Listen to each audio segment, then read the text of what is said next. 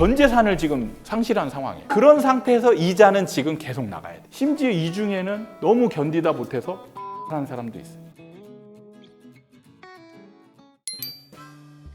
사실 지금 2030 세대들은 하락이라는 걸 겪어보지 않았잖아요. 아마 이제 제가 가장 우려되는 부분이 이 하락을 겪지 않은 분들이 하락장에 대해서 상상을 못하는 부분이에요. 그래서 좀 쉽게 저지를 수 있는 거죠. 그런 다음에 이제 실제로 하락장을 겪으면 어떤 일이 생기는지에 대해서 잘 모르기 때문에 이제 그 부분에 대해서 제가 좀 심도 있게 얘기를 해드리려고 합니다. 윤석열 대통령이 2030 세대한테 집을 좀 쉽게 살 수 있도록 80% 대출을 해주고 이렇게 하겠다라고 했는데, 자, 예를 들어서 이제 이렇게 80% 대출을 받아서 생애 최초 주택을 샀어요. 산 뒤에 이제 올라가면 다행인데 하락으로 갈 경우 어떤 상황이 벌어지는지를 여러분들이 한번 곰곰이 이제 이 영상을 보면서 같이 한번 공감할 수 있도록 집중을 해보셔야 돼요. 자, 예를 들어서 그냥 이제 5억짜리 집을 샀다라고 해볼게요. 5억짜리 집을 80%를 대출을 받으면 4억입니다. 4억. 그러면 지금 4억의 대출을 받으면 이자가 얼마일까요? 지금 대략 이제 금리가 5% 정도죠. 5%. 예를 들어서 좀 이제 저렴하다, 뭐 한 4%, 3%. 그렇다면 4억 정도면은 이제 1년에 한 4% 정도면 1,600만 원이니까 한 달에 한 20만 원 정도 되나요? 130만 원? 근데 이게 이제 이자만 갚는 게 아니고 원금까지 같이 갚아야 되거든요. 거의 2배가 됩니다. 그러면은 약 250만 원 정도가 돼요. 이게 문제예요. 자, 이게 문제가 뭐냐면 집값이 이제 떨어지기 시작하고 있어요. 그러면은 우리가 그 집에 살고 있잖아요. 만약에 주식이 떨어질 때는 얘를 그냥 멀리 할 수 있거든요. 관심을. 저거 떨어지니까 그냥 신경 안 쓸래. 관심 밖에서 멀어지면 떨어지는 게 약간 체감적으로 좀 덜 느껴지죠. 근데 문제는 집은요, 멀리 할 수 없어요. 매일 내가 그 집에 살고 있잖아요. 그리고 만나는 사람들이 집에 대한 얘기들을 하기 때문에 이게 잊고 살고자 해도 계속 뭔가 되새김질처럼 내 머릿속에서 이게 각인이 되게 돼 있어요. 그럼 이제 시세의 흐름을 계속 알게 되거든요. 그럼 예를 들어서 5억짜리 집을 샀는데 얘가 1억이 떨어졌어요. 내 재정은 어떻게 돼요? 일단은 내 원금이 제로가 됩니다. 지금 내가 대출을 80% 받아서 샀잖아요. 그럼 내 원금은 1억밖에 없는 거죠. 1억밖에 없는데 1억이 떨어졌어. 그럼 나는 전 재산을 지금 상실한 상황이에요. 근데 지금 완전히 하락한 게 아닌 상태에서 1억만 떨어졌는데 지금 전 재산을 상실한 상태고, 그런 상태에서 이자는 지금 계속 나가야 돼. 회사에 나가가지고 죽으라고 일해가지고 예를 들어서 월급을 한 400만 원 받았어요. 400만 원 받아서 이자 250만 원 내고 150만 원 갖고 이제 생활을 해야 됩니다. 생활을 하는데 팍팍하죠. 예를 들어서 남자가 샀어요. 와이프가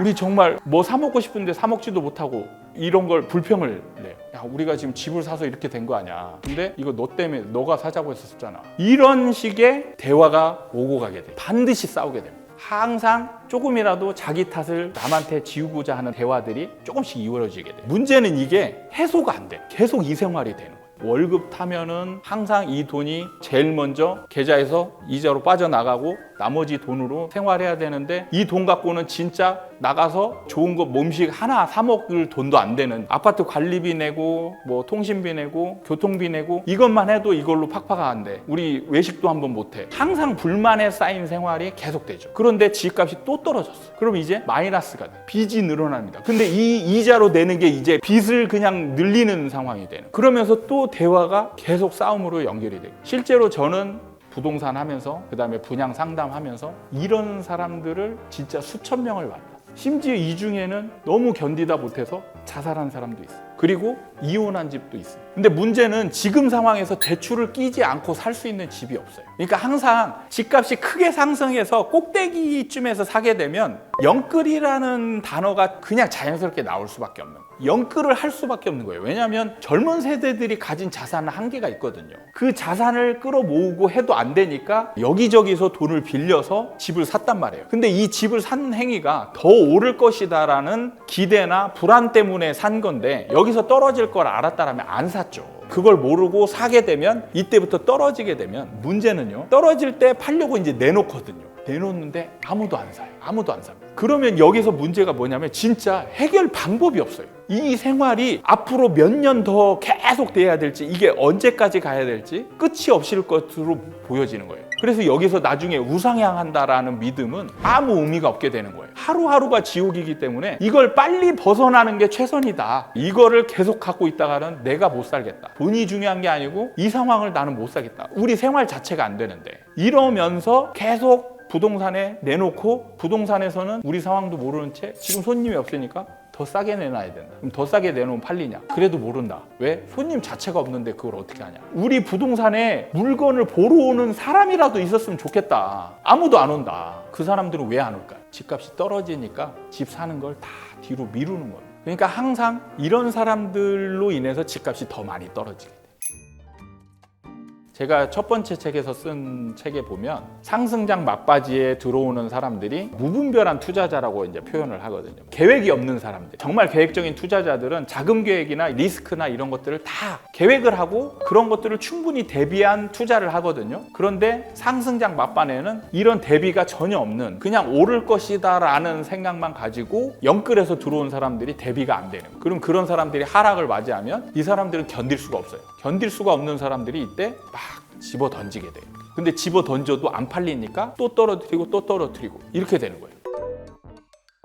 그럼 이 생활이 이제 쭉 지속되잖아요. 지속되면 이 사람이 진짜 신기한 게 저도 이 사람들을 상담하면서 정말 이해가 안 됐던 게 그럼 언제 파셨어요? 언제 팔았을 것 같습니다. 완전히 최고 바닥에서 팔아요. 바닥에서 파는데 그 과정을 보면 참 신기하더라고요. 팔려고 내놨는데 계속 해도 안 와. 사람들이 사러 안 와요. 안 와서 포기하다시피 이제는 진짜 이제 잊고 살자. 그리고 이거 갚는데 허덕이면서 언젠가는 팔리겠지 하면서 이제 허덕 살아가고 있는데 어느 날 갑자기 부동산에서 전화가 와. 지금 살 사람 있는데 혹시 파시겠어요? 지금 이제 안 팔면 기회가 없을 것 같습니다. 그러면 팔아야죠. 그러면 반전이 생기는 게 그럼 이 사람은 왜 사러 왔을까요? 이 사람은 이제 오를 걸 기대하고 사러 온 거예요. 근데 지금 팔려고 하는 사람은 그동안의 그 과정이 너무 힘들어서 이걸 빨리 벗어나기 위해서 이제 이거라도 하지 않으면 난 죽을 것 같다. 이렇게 되니까 이때 던지는 거예요. 그리고 던지고 나서 팔잖아요. 정말 홀가분해해요. 아 이제 살 것 같다. 다시는 집은 안 살 거야. 나는 이제 임대로만 살 거야. 집은 이제 이런 거는 이제 끝이야. 집은 절대 오르지 않아. 부정적인 생각으로 이제 가득 차게 되죠, 이 사람은. 그렇게 해서 이런 사람들은 바닥에서 팔고 임대차, 전세나 월세로 살게 되는 거예요. 살게 되다가 또 언제 살까요? 올라가기 시작하면 이 사람은 또 미치죠. 그때 팔았던 게 생각나. 아, 그때 버틸 걸. 지금까지 그렇게 어려운 걸 버텼는데 내가 왜 그때 팔았을까? 근데 남들은요, 이 사람의 하는 행동을 절대 이해를 못해요. 왜? 가장 비쌀 때 사가지고 가장 쌀 때 판 사람이잖아요. 우리가 가장 투자 이론으로 생각하는 가장 반대적인 행동을 바보 같은 짓을 하는 사람이잖아요. 이 사람이 바보였냐? 아니에요. 가장 똑똑한 사람들이 이랬어요. 부동산에 대한 정확한 기준이 없었기 때문에. 자, 상승장 꼭대기에서 샀어요. 왜 샀을까요? 오를 거라고 생각한 거죠. 분명히 어떤 부동산 상식이나 투자 일반 이론에 의하면 이런 상황이 되면 이제 꺾일 상황인데 주식 이론에 있잖아요. 애기 업은 아줌마가 오고 애들이 주식시장에 나타나면 그게 상투다. 그런 격언이죠. 똑같아요. 이런 사람들이 마지막에 받아주는 거예요. 그리고 끝나는 겁니다. 사실은 제대로 하려면 부동산 공부를 제대로 해야 되죠. 제대로 해야 되는데 가장 중요한 거는 사실 이 흐름이잖아요. 흐름을 아는 공부를 해야지 우리는 항상 부동산 하면은 지역 공부를 해요. 근데 냉정하게 보면요, 의문이 들었던 게, 자, 강남에 있는 아파트들 한번 실거래가 그래프를 보시겠어요? 한번 보시면은 정말 수백 수천 건의 거래가 생겼어요. 자, 그러면은 거래가 생겼다는 얘기는 뭐냐면 기존의 강남 아파트를 가지고 있던 사람이 그 시기에 팔았다는 얘기잖아요. 자, 그러면은 거꾸로 생각해 보면 판 사람은 뭐지? 나는 강남을 들어가기 위해서 그렇게 노력을 했는데, 자, 이 사람은 오히려 나보다 먼저 강남 아파트를 가지고 있었어요. 더 좋은 환경인 거죠. 제가 이렇게 질문을 하잖아요. 자, 예를 들어서 2014년도에 강남 아파트를 만약에 사서 가지고 있다면 지금 가지고 있을까요? 없을까요? 진작에 팔았죠. 그게 뭐냐면 일반 투자 이론에 의하면, 자, 여러분들한테 제가 항상 물어보면, 자, 얼마 올라가길 기대하십니까? 사려고 하는 사람한테 물어봐요. 얼마 올라가길 기대해요? 정말 높게 얘기할 때 한 5억짜리 집을 사잖아요? 그럼 한 1억 정도 얘기해요. 1억 정도. 기대 가치라고 그러죠. 기대 가치가 사람들은 생각보다 낮아요. 그래서 오히려 투자 공부를 좀 했던 사람들이 생각보다 빨리 팔아요. 그거는 부동산 시장의 지역 공부만 했기 때문에. 자, 강남이 좋은지 누구가 몰라요? 알아요. 다 알아요. 근데 강남을 샀어요. 그러면 언제 파느냐? 지금 생각하는 사람들은 아마 다 갖고 있을 거라고 또 착각을 해요. 그런데 아마 그 지역 말고 다른 지역을 아마 지금 이제 산다라고 생각해 보면 얼마 정도 기대하냐 물어보면 대부분 그 정도 선이에요. 한 20에서 30% 선. 그런데 부동산은 그렇지 않아요. 그래서 일찍 판 사람들이 오히려 더 죽을 것 같아요. 왜냐면 갖고 있었으니까. 차라리 못 산 사람은 그런 심리도 별로 안 느끼는데 갖고 있었다가 내가 일찍 파는 것 때문에 더 죽을 것 같은 거죠. 그래서 공부를 제대로 하지 않으면 똑같은 과정을 겪게 돼 있어요. 기본적인 것도 있는데 가장 현실적인 공부를 해야 돼요. 타이밍 싸움이기도 하고 그래서 수요 공급에 대한 이해를 정말 제대로 해야 돼요. 그래서 제가 첫 번째 영상에서 말씀드렸던 사실 여러분들은 아마 여기에서 그 영상을 보고 거부감이 굉장히 많이 들었을 수도 있어요. 왜? 투기라는 단어가 들어가니까. 투기라는 거는 전 사회적으로 나쁜 행위라는 인식이 굉장히 강하거든요. 그래서 내가 투기를 한다? 그러면 아니야. 나는 절대 투기가 아니야. 그리고 남을 욕할 때는 쟤는 투기하는 거야. 이렇게 하죠. 시장 분석할 때 투기라는 단어가 들어가면 굉장히 거부감을 하면서 밀쳐내게 돼요. 그래서 현실을 냉정하게 파악하려고 하지 않고 굉장히 이상적인 개념으로 접근을 하는 거죠. 근데 지금 우리나라 현실은 지금 투기예요. 투기. 모든 사람들이 지금 투기로 접근을 하고 있어요. 자, 이 얘기를 제가 왜 하느냐. 지금 문재인 정부 때 거의 3배 가까이 올랐죠. 그게 바로 투기 때문에 벌어지는 현상이에요. 내가 부동산 공부를 처음 시작한 이유가 딱 그거예요. 제가 부동산을 보니까 내가 기대했던 것보다 너무 많이 올라가는데 이게 계속 반복되더라. 그럼 이게 무슨 원리지? 그렇고 내가 이걸 제대로 이 현상을 파악하고 있다라면 중간에 팔지 않고 내가 최대한 꼭대기 근처까지 가지고 가서 팔 수 있지 않을까? 이걸 고민하기 시작한 거예요. 그걸 고민하다 보니까 이게 거주 수요가 아니구나. 거주 수요는 이만큼 오를 수가 없구나. 그걸 알게 된 거예요. 비트코인이 10배, 20배, 100배 올라갈 때까지 여러분은